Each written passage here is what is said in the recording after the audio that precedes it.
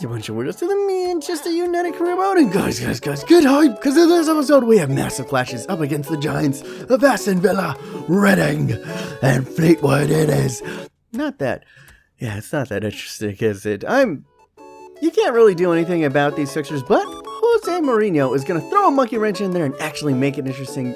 More about that in a second, because I want to preview the next episode.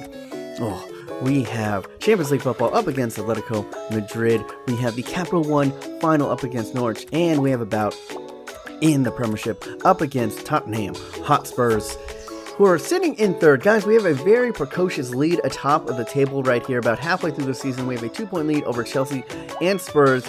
Man City kind of lurking in the back right there, but basically it's Spurs and Chelsea as it's going to look. It's going to be a bout all the way to the end right here. We're going to train up our youngsters. And guys, with these three matches, you might be saying it's like, oh, they're easy gibby games. But to make things interesting, a lot of talk has been said that if Jose Mourinho comes in, he has to sign a contract thing in which he has to play some youth. So I was thinking, these three matches, he is going to trust in the youth. Yes, not totally, especially in this match. We're going to mix a match and have a couple of senior players in there. But we're going to be playing mostly youth in these three games. So if you want to see the likes of Fosu-Mensah, if you want to see Rashford, if you want to see the magnificent Dele Alli, who was just absolutely adorable over the weekend playing up against Germany, this is your episode, ladies and gentlemen. And as you can see right here, you might think Aston Villa a little bit of pushover, but if we kind of pass it really quickly, they're sitting 11th in the league, and they're going to be playing 5 in the back. So it's going to be, it would probably be a gimme game if we had the likes of like Ronaldo and you know, like Rooney and Messi all in there at the same time. But with this bout, it's going to be pretty interesting. But we do cut them apart right there. Memphis Depay getting ahead, getting in, but the keeper of Aston Villa was kind of on one in here. Now under Herrera, cutting inside, pings it, and oh my goodness, that was so close. Was so close to something Kanye-esque right there. And then again, off of the post, and Halilovic cannot strain the back of his neck enough to go ahead and put that on target. Tough shot from him anyway, but now Rashford to Balgor, who puts it to Halilovic, and again off of the post. How many times have we hit woodwork in this freaking match? It just felt like it was one of those games where EA wasn't going to let you win. It's not like Aston Villa was doing all too much. As you can see, that was pretty much the lone attack of the game. And then it was back to us just getting decent chance after decent chance, pinging it off of the post. Now Rashford cuts inside, gets it taken away from him, but it's still in a danger area. Can they clear? No, we get it back. Rashford hits it again, pings it. It floats up in the air, but once again, cleared off the line by the keeper. And it was danger time. In the 89th minute, we play it over to Halilovic. Now I want to say, can he unlock his defense? That is one way. I've been saying that's the reason why we brought in Halilovic, is that we need that one player that in desperate times against like a Park the Bucks defense, he could somehow unlock it with a bit of dribbling magic, and that is a way to unlock it. He clearly gets his plantar leg taken out right there.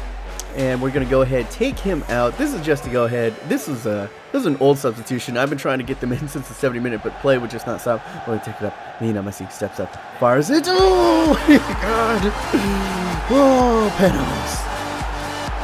I am not that good at penalties this year, and we have been up and down, and this one was a titty biter right here. As you can see, we push it right underneath the shin pads of the keeper, and the keeper, hats off to Aston Villa. They put up a hell of a fight, but it took just one clumsy moment. And I'm sorry. We need those 3 points. It's not, Rashford, you're so beautiful. Why are you getting the camera shot right there? But we need this. I'm sorry. Lionel Messi getting his 8th goal in the Premier League. So a lot of you guys have been saying like, Messi, he hasn't been getting enough goals. He is quietly, I think, tied with Cristiano Ronaldo for, I think, the goal lead in this team. So it's been a little bit quiet for both of those two, but like Ronaldo's actually scoring maybe like the more flashier goals, but Messi's been there. He's been right there, guys. Have no worries. As you can see right there, Aston Villa was pretty much from the get-go trying to play, 5 in the back, break it, and hopefully catch us on the counter, but we sneak one out. What can I say? And as you can see right here, I still am developing the youth program. I'm shepherding it every month. And look at this, guys. 79 to 94 potential. We're signing these players up. We're developing them. We're scouting in England. We're scouting in Brazil. and we're trying to go ahead and bring in more youth into this team, guys. I am all for, you know, once the big boys, the Lionel Messi's and the Cristiano Ronaldos have to retire, I want to bring in this next generation. I want to develop, you know, keep the youth movement going very, very strong in this career mode, guys. For as however long that you guys want me to do this, leave it in the comments down below. What do you think about this career mode? Should it go another one season? I think I'm at least going to do another season after this. Or do you want me to reboot it? Or do you want this just to go until FIFA 17? You're just so in love with it. You can't deal. You can't deal. You can't deal. You can't deal. You can't deal at all. Anyway, guys, we are up against Fleetwood, and once again, another kind of hodgepodge mix of mostly youth and a couple of older players, specifically Antoine Griezmann, I think, getting his first start for the team right here. Fleetwood Town, they're okay, but as you can see right there, we're going to be playing up against another 4-3-3, and my boy, all day, Devontae Cole in this bout right here. That's either on loan, or did he actually go over there? Who knows, but as you can see, this is our roster, and Donnarumma getting another start for us. That is the big one over here. Griezmann getting his first start, Martial on the right, Depay out on the left, Herrera, Dele Alli, and Bazor all in the middle. Jethro Williams also getting another start, as John Stones, I believe, starts along Fosu-Mensah in that back line now. Bazor getting it over to Ander Herrera. What is he going to do? He lays it off to Anthony Martial. Martial flips it inside! And a great little save from the Fleetwood keeper right there as it's parried away. And now it would be Fleetwood on the attacker there. What does he do? Doesn't mind defender, but a terrible cross. That is just absolutely atrocious. And now we are on the counter. Ander Herrera plays it forward to Antoine Griezmann. Steadies it, dummies the man, and Dele Alli is through. Can he finish it? He was in absolute delight over the weekend up against Germany. And for the second time in 2 games, we earn a penalty. And there we go. He was about to lay it off, and oh my, how good was Dele Alli over the weekend up against Germany, man? Just pulling the strings. A maestro, in England maestro. And so young, so much promise, and I'm glad that he is here on Manchester United with us. And a clear foul, once again, almost picture perfect. The same thing that happened to Holovic. Gets the plantar foot taken away, and we have Antoine Griezmann stepping up. Can he get his first goal for Manchester United? Does the stutter step in? Oh! I thought I had pushed it too far right, but it was actually inch perfect. And there we go. Good is, man. Doing the Spanish archer, and I gotta, you know, usually I don't look. Maybe you don't find this all that impressive, but you try doing this, man. If you can put it, the penalty, into that corner, ping it off of the post every single time, tell me, because I need help on my penalties, guys. Now, Dele Alli, go ahead, good hold up play, puts it over to Herrera, finish shot, and the keeper gets just enough to push it off of the post, and now we're continuing on right here. Can we get something? Pion on top of the ball to Bazor. Bazor hits it over to Griezmann. Griezmann to Dele Alli, back to Bazor. Bazor, crossbar. OP, baby. Oh, yes. Crossbar. On the big bird Boza. You knew, but look at this. We're taking it back to Barcelona days right here. Oh, this is like, is Pep back in? Is Pep back in right there? And you knew once it was on the foot of Bazor, he can bang him. He can definitely bot him. And there you go. Crossbody OP. And how many goals does that make for Bazor this year? Who knows? He doesn't even have the best finishing stats, if I remember correctly, but man, the ZF shot power. And now Devontae Cole does enter a defender, and look at this, with a 2-0 lead. Can they get something? Can they spark it back? They always say 2-0 lead is the most dangerous.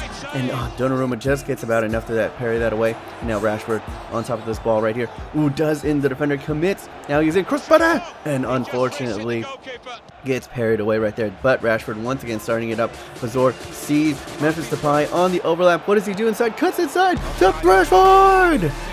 And he is offside. Damn it. Unlucky? Oh, look at how freaking, oh my god, so unlucky. Oh, and once again, I wanted to get Rashford a goal, and when you can't clear it, guys, when you can't convert your chances, BS like this happens. Donnarumma comes for the ball, cannot claim it. Honestly, Donnarumma should have gotten that in the first place. He's been a little bit shaky, but he is very, very young. I have to remember that he's only a 70 or 71 rated keeper. But now I'm a little bit antsy. We're going to take off Depay, who for a more defensive Angel Correa. Correa actually has half decent he has really good offensive stats, but his defensive stats are actually trickily good. And now Andanyanze playing it to Rashford. Rashford back to Bazor! And there we go. The comfort is restored. My balls are relaxed. I'm going to go ahead, sit back in my chair, and Bazor is going to go ahead, do it, my son. Dab on him. little mini dab right there. And oh my god, we are playing. It really does look like vintage Pep is back in. Look at this little trickles, and then just one touch tiki-taka all the way to the back of the net right there. And Bazor getting himself a brace. The man loves it. The man absolutely loves it. And I mean, even if we didn't bring in Paul Pogba, we have the heir apparent to Paul Pogba, I swear. He's a little bit shorter, but Bazor is absolutely magnificent. I cannot recommend him enough in any of your career. Then Correa cutting inside, unselfishly laying it across. Look at that boy! Rashford! There we go, ladies and gentlemen. Have to give him his goals. And how many goals does that make for him on this season? The number 39, the Manchurian, the man of the moment, the New England starlet. Maybe one day we'll put on that England jersey, but not today, ladies and gentlemen. He is going near post. Up high. Lovely, lovely take right there. Still had a ways to go. When you're at that distance, it takes a lot of shot power to beat the keeper at the near post, and that is what he has in spades. Marcus Rashford, absolutely clinical. And there we go, ladies and gentlemen. We breeze. Well, it was a little bit nervy after they scored that header, but as you can see right there, Fleetwood actually had the lion's share of the possession by only 1%. It was 5 shots to 8 shots, and then we had 3 shots to 6 shots on target. We come away, we were a lot more clinical in front of the goal right there. Had a lot better chances. They were kind of like speculative shots for them. And we're going to go ahead and train up the boys. We're putting in Alan Halilovic in there, trying to get up his stamina a little bit higher than 70. And with that, we're going to take a look at the table, and we sit atop. Chelsea actually dropping points to Spurs, still keeping in pace within 2 points of us.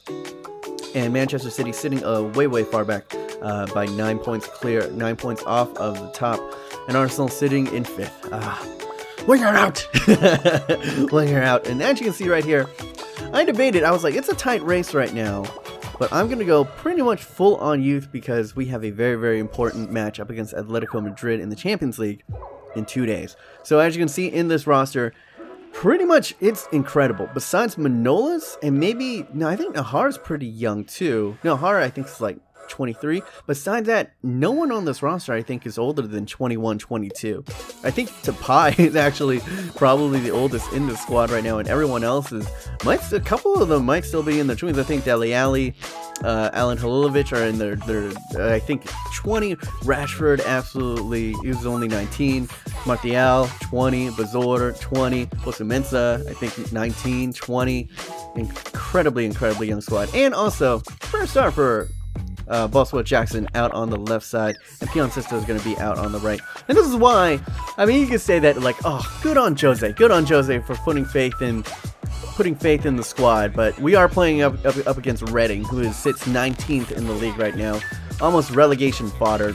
Definitely have, they probably came up last season, or the end of this, well, they definitely had to. This is the second season, so that was the only time that they were able to come up. And as you can see here, Donnarumma getting another start, played pretty well up against Fleetwood, although he did have that one mistake that did lead to the goal where he did come for the ball and wasn't able to clear it. But I'm gonna put faith in him, and I wanted to rest up David De Gea, you know, make sure that he has enough stam for the next game up against Atletico Madrid. Now Rashford, who's actually been pretty good at playing that kind of target man position and playing people in. I don't know how many assists that he's actually gotten in this episode, but it should be pretty far up there. Now Dele Alli to Alan Halilovic, reverse it to Fosu-Mensah, who is absolutely garbage at finishing, but actually puts one on target. Kind of surprising right there. And look at this, Fosu-Mensah once again. Look at the hustle. Look at the heart. That he is playing for the badge. Actually closes that down. Retains possession for us. And then we'll start. That'll be the platform for another attack to Nahar. Nahar lays it off to Dele Alli, who floats it into the middle to an unmarked Anthony Martial.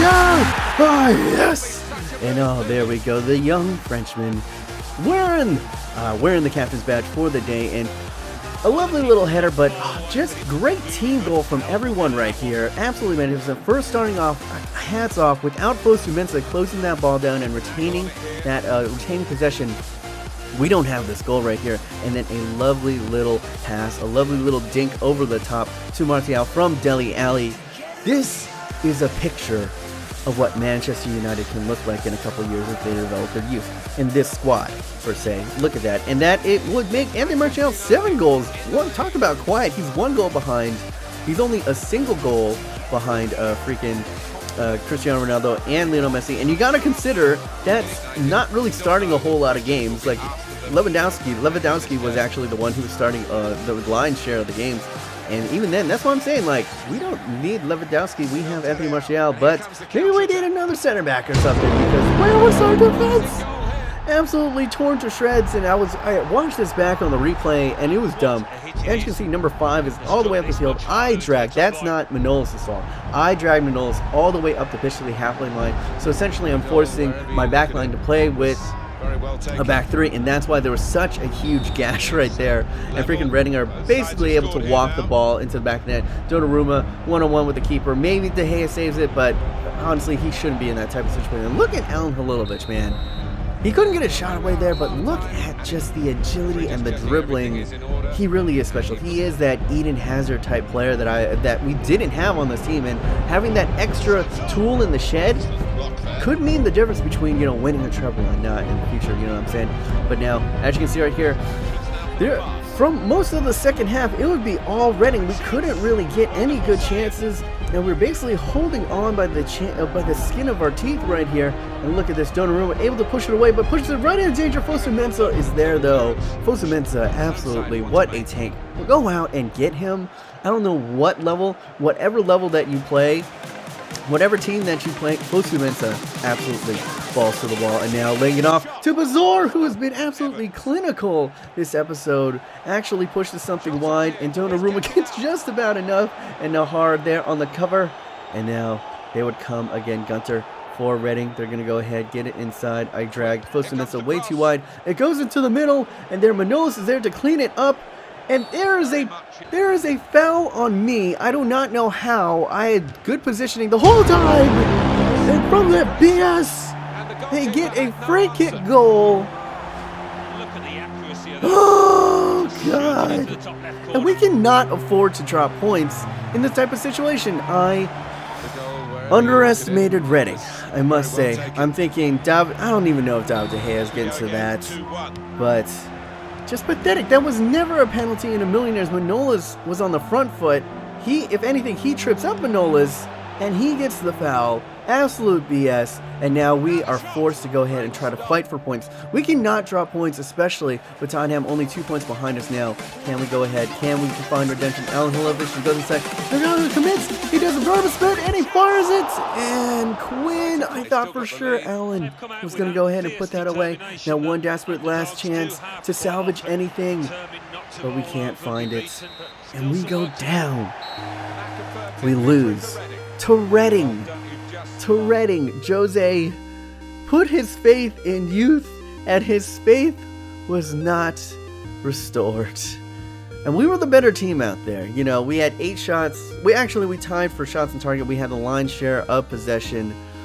Reading, once they scored that second goal, they parked the bus. Alan Halilovic did all that he could do to unlock that defense, but that's why we got to get his stamina up. I felt like his stamina was not that high, and he couldn't, you know, after he would do in a defender, he couldn't burst out of it, and that was kind of a frustrating match indeed. Now, hopefully, we can only pray that Tottenham has dropped points as well, but if they had, then we're not gonna be at top of the league anymore. A little bit disappointing from the boys, but we have a lot more to play. And this is a good lesson. You can't rest on your laurels. And with this team, we're going to be pushing forward. This doesn't happen if we have, you know, Ronaldo and Rooney and Messi. And so I'm not too concerned indeed. But hopefully, let me know, guys. Did you enjoy this type of episode? This is kind of experimental, letting the youth play a little bit more, making it more interesting up against lesser opponents. If you did, let me know in the comments down below. My name is V-Monus. Hopefully you guys are having a wonderful day. Remember, stay yourself, stay humble, and beware.